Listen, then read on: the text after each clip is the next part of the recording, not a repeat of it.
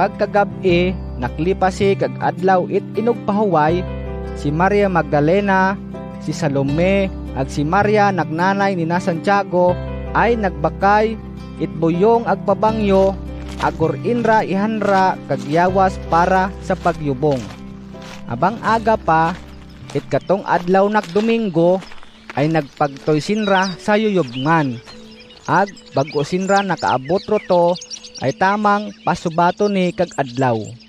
Habang nagpapanaw sinra ay nagpipinangutan-an sinra. Si Uaboy kag ato mapapangabay nak magpaligir it katong bato sa bungaran it yuyubngan. Ugaling, mayado-yado pa, naantawi ninra na katong bato ay napaligirey.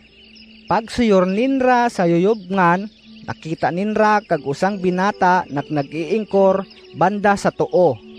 Kali ay nakasuksok it mahaba ag maputi nakbaro, ag hinadlukan sinra.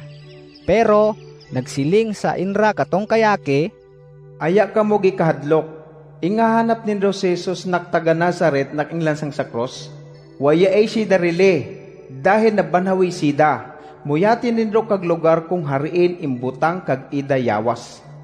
Kada pagkatapos nindong mamuyatan, pagtoy ka mo, ag ibalita sa ida mga manugsonor, lalo ay kang Pedro.